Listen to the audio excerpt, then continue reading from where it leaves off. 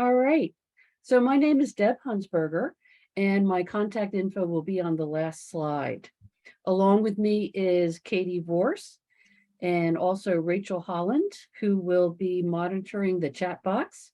The presentation is going to take about 15 minutes, and then we'll do questions and answers. If you have any questions, please type them into the chat box, and Rachel can stay on top of that so that we can make sure that we get everyone's questions answered at the end of the presentation. So, our agenda for today is going to be Habitat's mission and vision.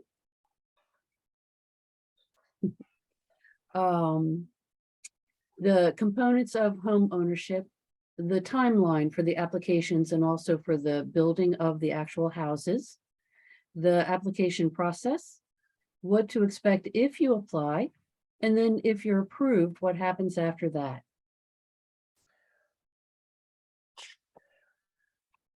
All right. So Habitat for Humanity was founded in 1976 in Georgia by Linda and Millard Fuller. In 1989, Montgomery County affiliate was incorporated.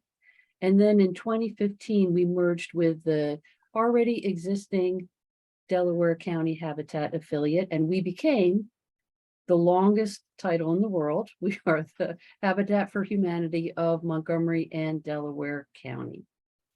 Our first, this will be our first build in Lansdowne since 2010.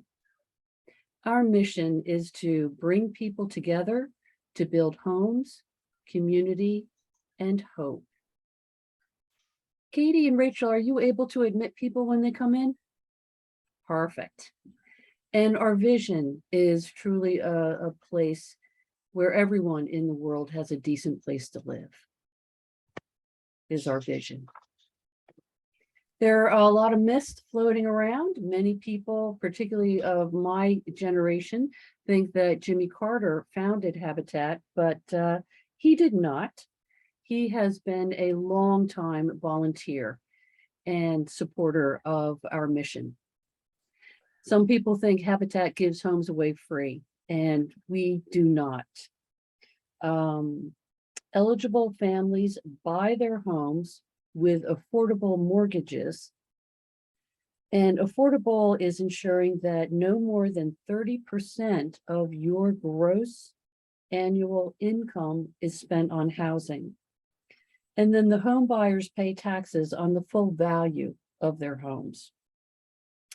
Some think that Habitat is a governmental agency, and we are not, though we do work with government funding, and we build partnerships with elected officials on a nonpartisan basis, of course. Some people believe Habitat reduces the property values in the neighborhood, but numerous studies have shown that affordable housing has no adverse effects on a community's property values. We just had our official groundbreaking for this Lansdowne project on December 9th. Applications are going to be open. Oh, did I skip one? Let's see. The components for home ownership. So in order to become a Habitat owner, it's based on 3 different criteria. 1 being the ability to pay, 2, the willingness to partner, and 3, need for safe and secure housing. With the ability to pay, we look at household income, debt to income, and the credit report. Willingness to partner is a partnership agreement between Habitat and the people that are buying the homes. And we require the home buyer to do what we call is sweat equity, which would be 200 hours of volunteering either in one of our restores or actually working on the house itself. And in terms of housing need, we look at housing cost burden, overcrowding, or if someone is living in substandard or unsafe conditions.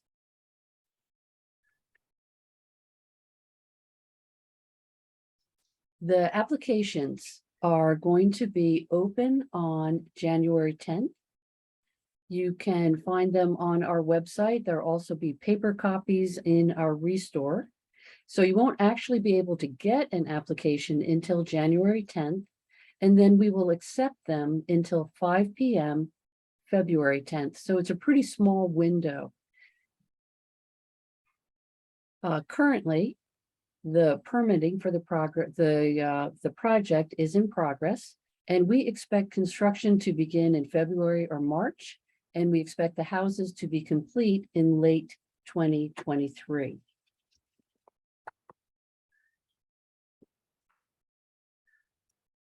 Some specifics about the Lansdowne homes that we're going to be building. So it's going to be 2 twin homes, which means we're going to be looking for 4 families.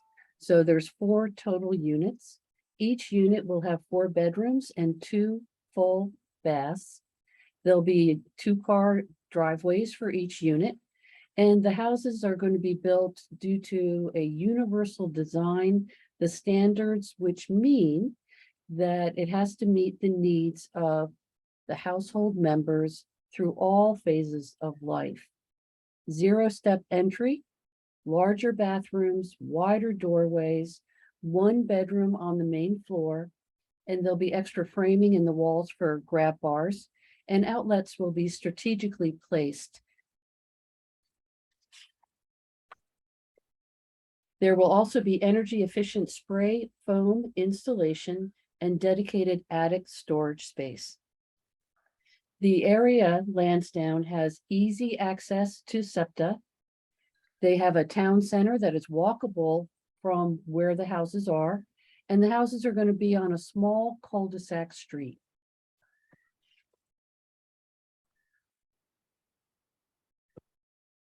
So as far as income is concerned, 2 of the households will have to be at or below 50% of the area median income. And then the other qualifying households will be at or below 60%. If you look at the table here, if we just read across, if the household size is 4 people, 2 of the houses, the homeowner's income will be at or below $52,700, and the other 2 will be at or below $63,240. And then another piece of the qualifying is that 2 of the households will have to have veterans, will have to have people who will have served in our military.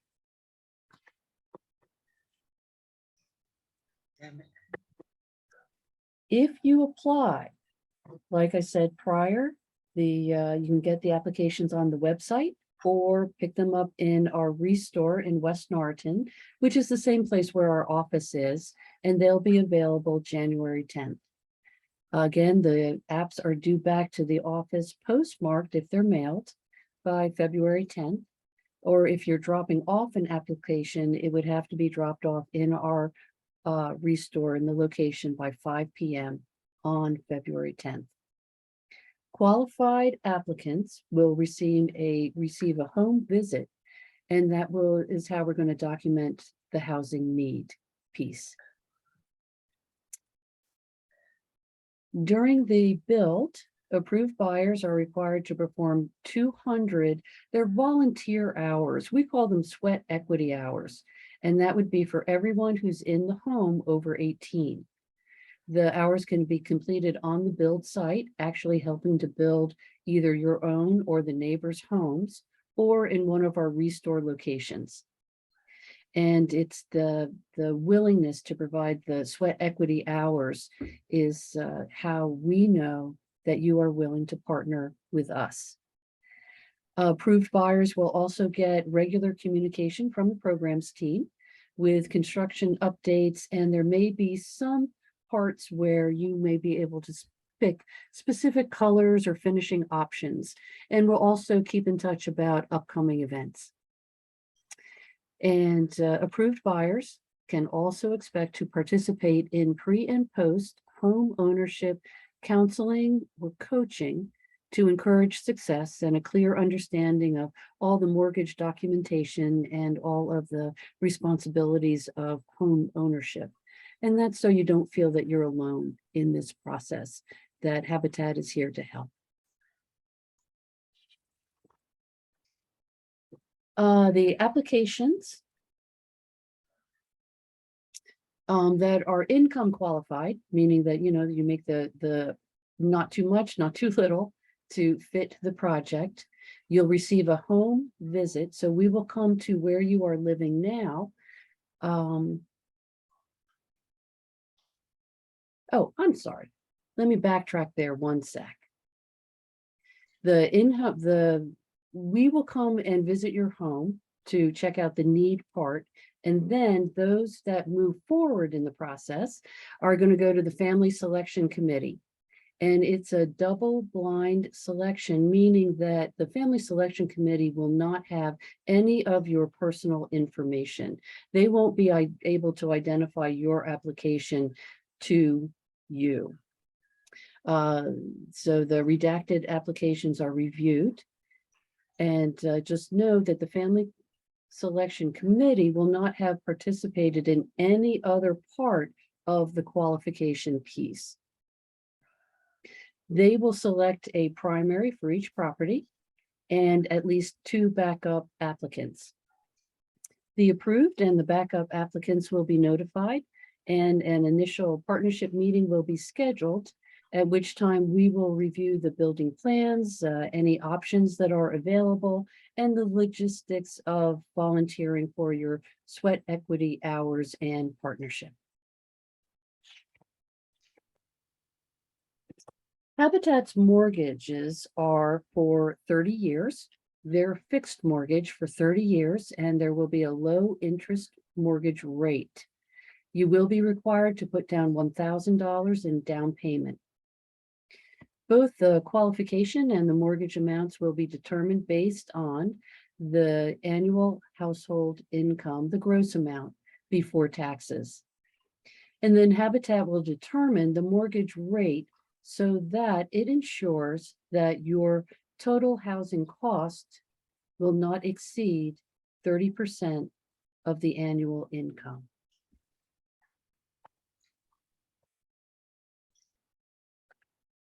So we're at the questions part. And Katie, I was thinking if you want to just pop up the last slide that we have here with the resources and contact information, and just leave that one hanging while we go through the questions, that would be great. All right, Rachel. Well, I don't see any questions in the chat. Oh, there's one question from Ashley. Is the application only available on paper? You can get it on paper if you'd like, or you can download it from our website starting January 10th.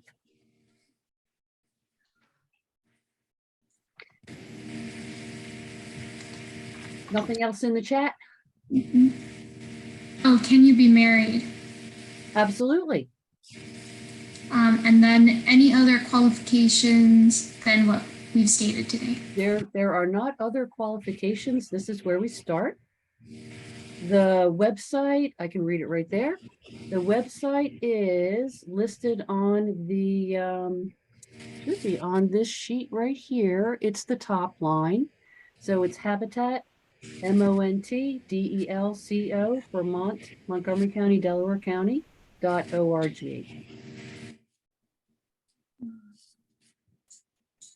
So you can do it either way. It doesn't matter if it's on paper or you do, you download it and send it back electronically. That's fine. There's a lot of documents with the application, so they need to be sent in as well.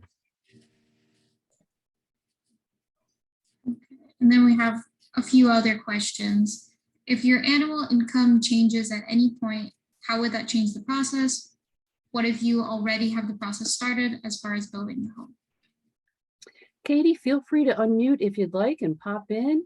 From what I understand, once you are picked as the homeowner and we go through that process, we continue, even if your income does change, though we do have backups in case it becomes a point where you would not want to sign mortgage payment papers. You would not want to, buy the house. Any thoughts, Yeah. Katie? Yeah, no, that's a great point, Deb. So to put it simply, at the time of your application is when you're qualified based on your income, right? That is the snapshot that we look at when we're qualifying folks. Now, to Deb's point, if, for example, you had a sudden change in employment, and that there was a job loss or an injury that created a loss of income, for example, and you didn't feel comfortable entering into a mortgage agreement, we would be able to effectively allow you to kind of pass on that opportunity. There's nothing binding until the mortgage is actually signed. So we are able to toggle that way. But to kind of summarize, rest assured that when you are qualified, for example, if throughout the process your income were to increase, we're really looking at the time of qualification. So the time of that application, what your income, the household income is. Yep. Thank you. Okay, there's more questions coming in. Are there any existing houses available? There are not any existing houses available. This will be our next build in Lansdowne. And then after that, we're going to build in Montgomery County again. It's a pretty slow process. We would like to build more houses than we do, but at this point, this is what we have to offer. What would disqualify you during the home visit?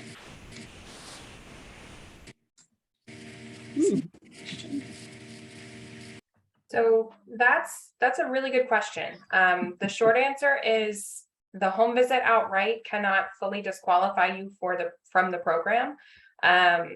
There are certain things that we will look for, as mentioned in the presentation. So things like overcrowding, substandard or unsafe conditions, even unhealthy conditions, which we would also categorize as unsafe.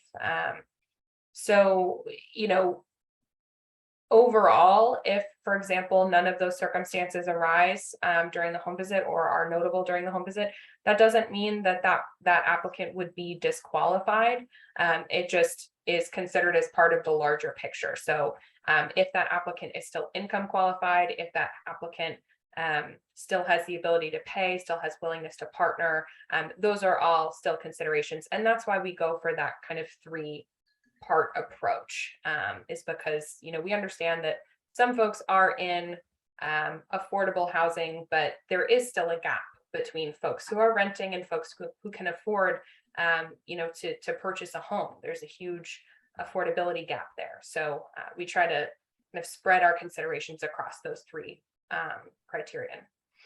And I think it would be safe to say the more need that we find is something that makes that piece of the three prongs stronger for your application.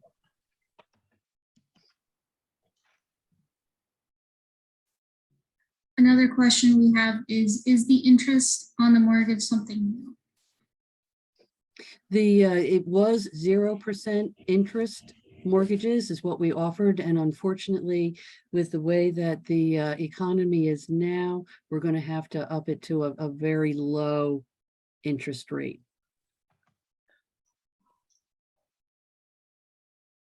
And then do you not start looking at applications until February, or is it first come, first serve? It is not first come, first serve. We will look at all applications that come in during that window of January 10th to 5 p.m. February 10th. We look at them all. Is there an education requirement or limit? Is there an educational requirement? That was the question. So we have a almost home financial literacy program that we are refreshing at the moment, and we're working out the fine details of how that is going to fit in with this project moving forward. Did that answer your question? I'm not sure. That came from Janice, would you mind clarifying your question a little bit?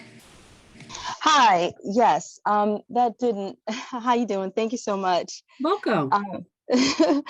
I meant, are the applicants required to have reached a certain level of education? I'm sorry, it wasn't No, clear. absolutely not. Nope, nope, nope. Okay. Mm-mm. No, thank you. I didn't think I got it right, so thank you. I think then along similar lines, there's a question about, is there an age limit? So for example, can a senior apply for housing if they're single? A senior absolutely can apply. I think the only age limit is you have to be, is it 21 to sign a mortgage? 18? We'll get back to you on that. That's a good one.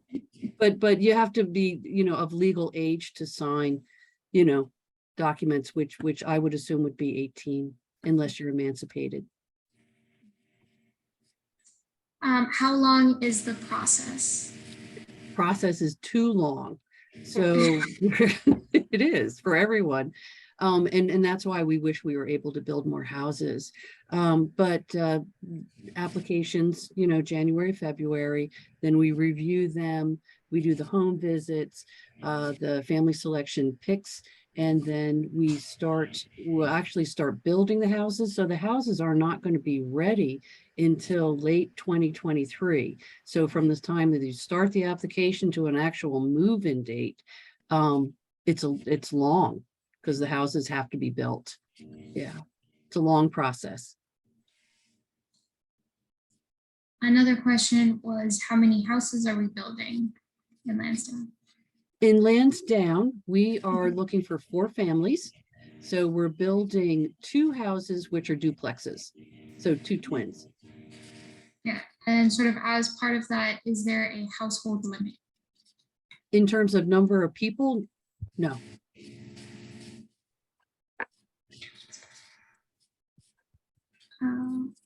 Along with that, there was a question, are children and spouses the only family members seen as household occupants, or would parents count as well? That is a fabulous question as well.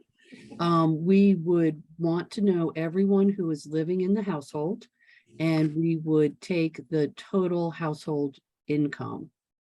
So I'm not sure if that answered your question. If you want to unmute the person that had that question. Yes, that did. Thank you. Hi, Mia. Hello. So what's the concern? I guess we just wanted to know because my daughter's an adult. We still live together, and if she applied for this program, I guess she just wanted to know if it's still are both of us eligible. But I feel like you kind of answered it. You said you'll take the household income into consideration. Exactly. Yes, it would be the household income. Yes. Okay. Right. Like if you had a parent that was living with you as well and they were getting Social Security, that would be added in as well. Okay. Thank you. Yeah, absolutely. Thank you. Another question, does a person with a disability, or can a person with disability apply? Absolutely. Yes. Yes, please apply. Yeah. In fact, with one of the houses that we have now that we're finishing up in Hatfield, one of the family members does have a disability, and we were able to accommodate, and build their particular house to provide better access for that person. So absolutely, yes. Yeah, and one of the things I think to highlight about this upcoming build is that we've redrawn our existing 3-bedroom plans. As Deb mentioned, they're now 4-bedroom, 2 full bathroom plans, built to universal design standards. And what that means is that the home is designed to be accessible or adaptable throughout, the life cycle to meet all kinds of accessibility needs. So while, it's not already outfitted with things like grab bars or specialty equipment or lifts or anything like that. It is prepped for all of those types of things, wider doorways, 0-step entries. So absolutely, persons with disabilities would be encouraged to apply for sure. And that also strengthens the need card. So definitely apply. I think maybe along similar lines, we had a question. Can I use my dad on my application, being that he is a veteran? I'm not sure if I'm understanding your question correctly. Would you mind? I think I might get it, and if I got it right, a senior or a military, someone who has served has to live in the household, but they do not have to be the one that will be paying the mortgage. Okay, so basically I was asking, would I be able to put my father and have my father come, like stay with me and my daughter? He's a vet though. Yep, He does have a house currently, but he's going through, basically a separation. So he would have to, come stay with me. I think the answer is yes. Katie, did I get that correct? Yeah, as long as he's a member of the household and the idea is that that be his primary residence, then yes. Okay, does it matter that he already is in the financial with his current wife and they're going through a separation? I feel like that's something we can look at on a case by case. I would encourage you to apply. Okay. And if there are any kind of specific questions that we have, we can handle those on a case by case. With using him, would I need to be able to get his income? Yes. Okay. And Samaya, when you do your application, you can write down, the specifics of what you just said to us, because it might not fit anywhere in the application. Feel free to, submit an extra piece of writing that down so we're clear. Okay, thank you so much. You're welcome. We had a related question that I'm just going to skip to for a second. Would a spouse of a deceased vet be eligible for the veteran qualification?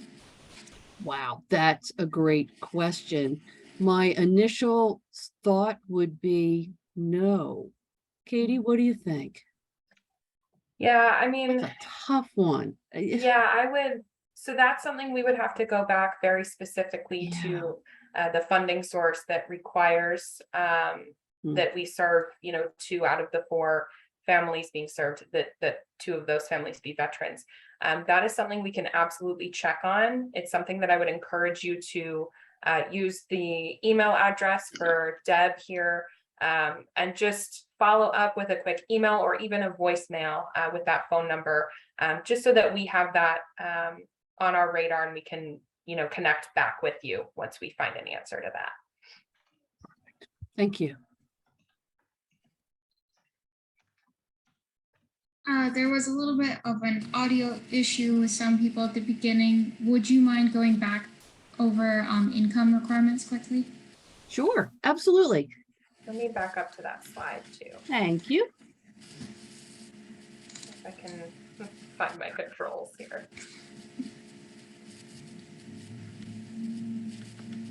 There we go. Okay. So the area median income is the average amount that people make in that particular area. So an AMI will change depending on what area it is that we're looking at. The funding source dictates that for 2 of the households, it has to be at or below that 50% of that magic number. And then the other 2 have to be under 60. So if you look on, that's why we have the 50 and the 60 listed.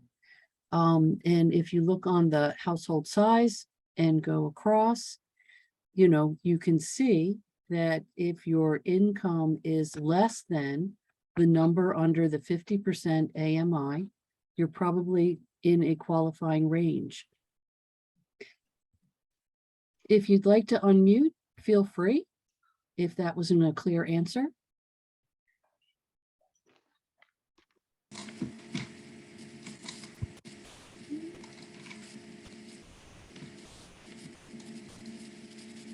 And back again, like Katie said, feel free to email me or leave me a voicemail and we can, fine tune. I'm sorry. Hi. Hi. Hi. So the 50% AMI, if you don't, let's say you're above that within your household size, you automatically jump to the 60%? It has to be Well- one or the other. Technically, it's everybody, all of the 4 households are, well, 2 are under the 50 and then 2 would be under the 60. If you're over that, you would probably be earning too much to qualify. Though you can always do an application and, we can take it from there to double check. Okay, I say that because the 60% is a little bit more. So if you don't qualify for the 50% AMI and you're under that 60% category, you can still be If you're under this, eligible. if you're under the 60%, apply. Absolutely. Okay. Yep. Okay, thank you. You're welcome.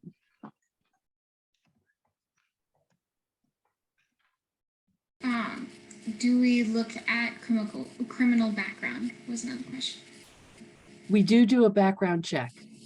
Yes. And then do we have different locations planned out for the future as far as where we're building? Well, after Lansdowne, the next build that we're going to do will be in Montgomery County. And we are hoping, if things continue the way that we hope they move, they will be in Hatfield.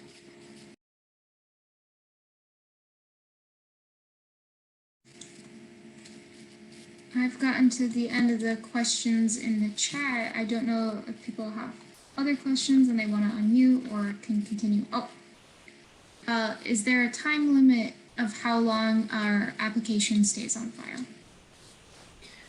Well, this if you apply for this one and you are not picked, we legally have to hold on to them for a certain period of time, but they do not resurface for the next go around. You'd have to reapply. If you're not picked for this build, you'd have to reapply. I see. Does one location have to be completed before you start in another area? At this point, the answer is yes, but hopefully as we get bigger and bigger, we'll be able to build more houses. But at this point, that's sustainable.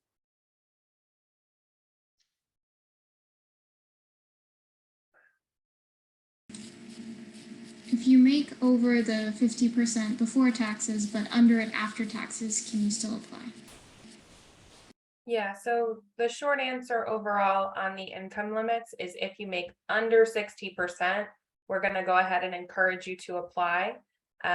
Really, the reason that we include this information about the 50% versus the 60% is because, full transparency, we will be picking two households at each of those limits. That's all work we will do on the back end. So if you're making below 60%, go ahead and apply. Hopefully that answers your question fully.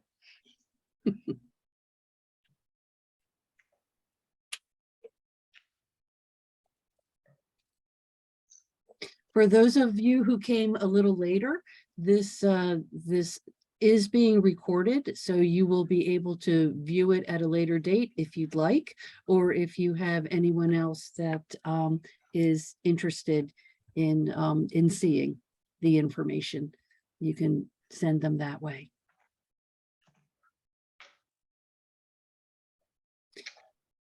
Is that it for the chats? So far, yep. Okay. Excuse me, can you hear me? Yes, go ahead. I was in the chat. I was just wondering, in terms of residency, you only Delaware County residents if you only live in Delaware County. That's Thank qualified. you. Thank you. So you have to live or work in either Delaware or Montgomery County for 1 year. Okay, that was my next question, because I was told about if you work in, oh, you Delaware County. Okay, I work in West Philly, so I wouldn't qualify for this particular habitat. If you work in West Philly and you Yes. live in Montgomery or Delaware County, you qualify. Okay. Yeah, I have a unique living experience. Okay, so if I work there in West Philly, I would still be out. It's worth me putting in or an application. Do you live in Delaware or Montgomery County? I no longer know. I'm in between homes, so Oh, I really okay. don't have a permanent resident, but I work in West Philly. That's why I was wondering, is it even worth trying? So that's what, do you answer my question? And if you'd like, feel free to send me an email or Oh, leave a message, on my number, and we can. okay. Yeah, Yeah. because it's kind of complicated. It All right. sounds, Thanks. it sounds it. Yeah. Yeah. Good Okay. luck to Thanks. you. Thanks. Yeah.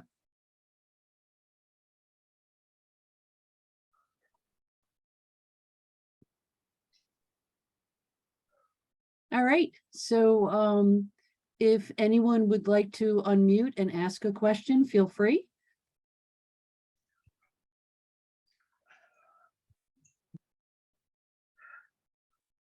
All right, it sounds like we have done it. I want to thank you so much for coming and attending, and anyone feel free to email or phone me to get the ball rolling. I'd be happy to respond. Thank you. Hope you all have a good night and happy holidays. Thank you. Have a good holiday. Thank you. You too. Thank you so much. Have a good holiday. Thank you. You too. Thank you so much. Have a great holiday. Thank you. You as well. Thanks. Thank you. Happy holidays. Thank you. You too. Thank you. You too.